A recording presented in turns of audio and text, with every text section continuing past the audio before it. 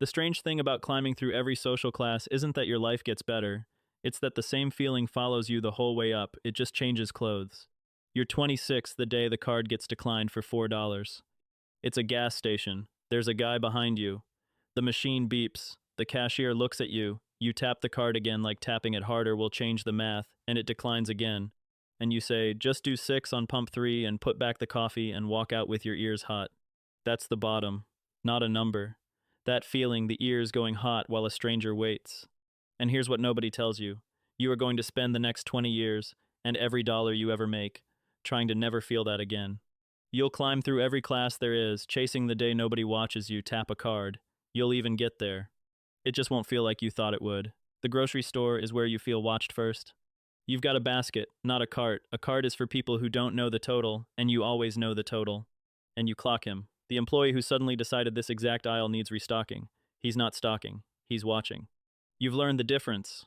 The way you learn a second language, without meaning to. Your daughter reaches for the cereal with the cartoon on it. The good one. $4.50. You pick up the bag. One shelf down. The one with no cartoon. The one that's $2. And you say, this one's better. Trust me. And she believes you. Because she's 5 and you're her father. And why wouldn't she? She believes you. That's the part that stays. You've gotten good at this, making the thing you can't afford look like the thing you didn't want. You do it so smoothly, nobody sees it. Except you see it. You see it every time. Poor isn't a lack of money. It's a tax on every dollar you've got. You feel it everywhere once you know the feeling. The car makes a sound on the drive home, and your whole body goes cold. Because that sound isn't a repair, it's a choice, the brakes or the electric bill. And you already know which one wins. And you already know what December's going to feel like in that apartment. Down here, nobody watches you because you matter. They watch you because you might take something. The landlord watches the first of the month. The teller's face does a small thing when your balance loads. You stop feeling like a person walking through the world and start feeling like a thing the world keeps one eye on. And somewhere in there, a gas station, a cereal aisle, a cold feeling on a drive home, you make the promise. Somewhere out there is a life where nobody watches me like this. You'd give anything to get to it. You will get to it. That's not the twist. The twist is what's waiting there. The job offer comes on a Thursday, $38,000 a year. Benefits, a schedule. You read the number twice, you've never had a number you could count on before, and then you sit in the car and just breathe. Because you can feel the siren in your head getting quieter for the first time in years. Working class.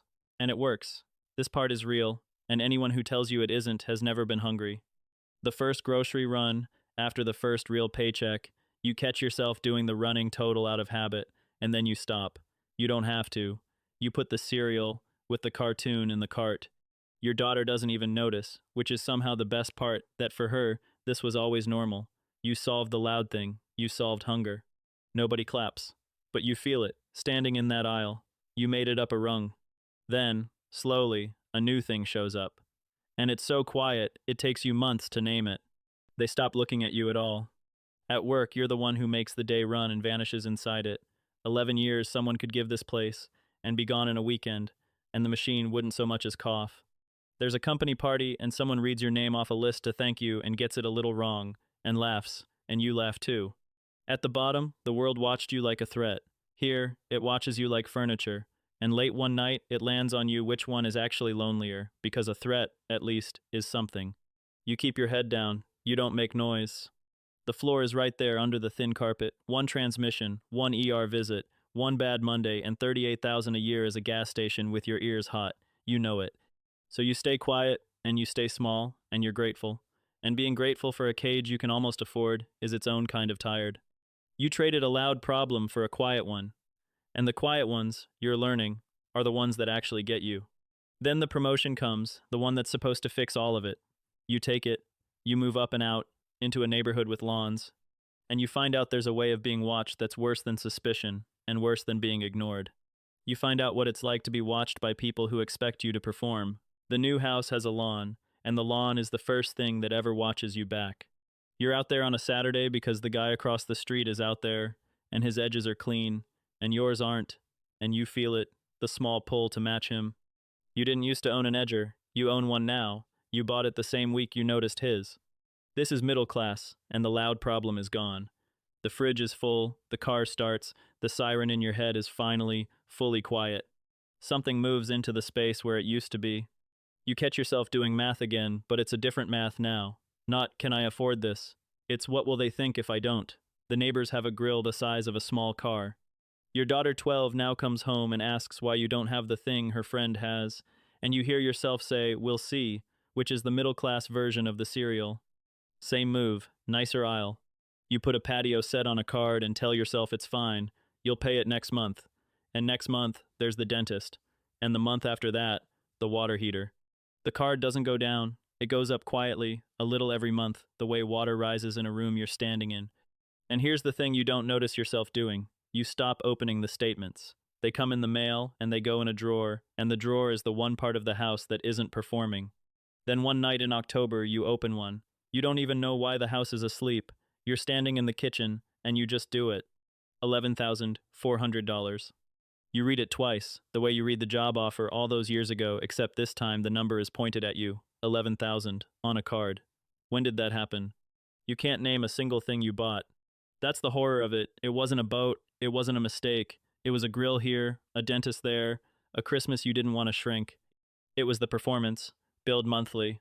And the first thought you have, the very first, before fear, before shame, is nobody can know. That's the rule up here. Nobody knows. Because everybody's doing it.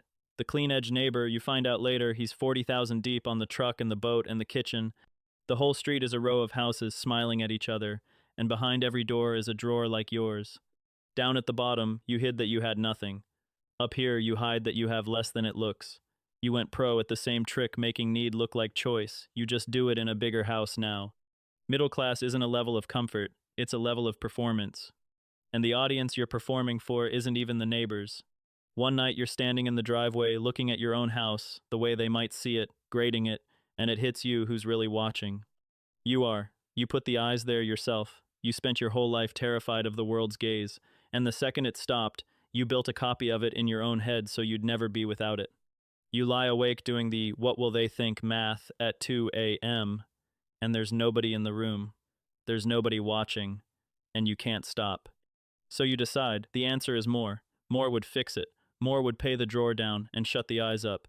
You put your head down and you climb, and this time you make real money.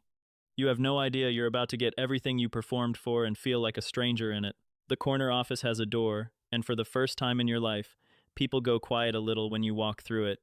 Upper middle, professional class. The title, the salary, with the comma in a new place, the restaurant where they know your name. The drawer is empty now. You paid it off in 18 months and never told a soul it existed. You made it the version of made it you pictured in that gas station 20 years ago. Nobody watches you like a threat now. Nobody looks past you like furniture. They look at you and they defer. And the strangest thing happens. It feels like it's happening to someone else. A younger guy on your team calls you sir, without irony, and you glance behind you. Someone asks what you do at a dinner, and you say the title and watch their posture change, and you feel the small warmth of it, and then, right behind the warmth, the cold. They're respecting a business card. They've never met the person holding it. You have the money now. Here's what you don't have. A single Tuesday, that's yours. You answer the email at 9:40 p.m. Because the version of you that got here doesn't stop, can't stop, wouldn't know how. Your daughter's 16 and she texts you a photo from something you said you'd be at. And you're not at it. You're in the office being deferred to. That's the upper middle trick. Down at the bottom, the world watched you, and you had a life. Up here, the world respects you, and the life is gone. Traded meeting by meeting for a respect aimed at a role you play, not a man you are. Success stops being what you have and starts being what you're afraid to lose. And late in a hotel room on a work trip, you finally think the sentence you've been outrunning since the gas station, why don't I feel different? You don't have an answer. But for the first time, you wonder if the money was ever the thing you were chasing. That's the night before you find out what's on the other side of enough. Every level so far has followed the same rule. Watch like a threat. Watch like furniture. Watch like a performance. Watch like a title. Different eyes, same cage, and by now you think you know how this story goes. Then the money gets real, and the pattern breaks. The eyes come back. The first time someone laughs too hard at your joke, you know your life has changed. It wasn't that funny. You know it wasn't. But there are 4 people at the table, and the check is going to be yours, and everyone at the table knows it, so the joke lands like you're Chris Rock. You feel the laugh arrive a half second late, the calculated beat, and something in you goes quiet and careful, that never goes loud again. Wealthy. Real money now. The kind that shows. After all those invisible years, people see you again. That's supposed to be the reward. That's supposed to be the gas station promise, paid in full. Except they're not looking at you, they're doing math. You start to hear it under everything. An old friend calls after 2 silent years and takes 9 minutes to get to the ask, and you spend all 9 waiting for it, and you hate that you're right. A woman is interested, and you can't turn off the voice that says interested in what. Your own brother's kid needs a loan for a sure thing, and the number is nothing to you, and you say yes, and the thank you has a weight to it that never fully lifts. Every new face gets an asterisk now. Every warm thing might be a withdrawal. You got what you promised yourself at the gas station, you got seen again. You just never said by whom.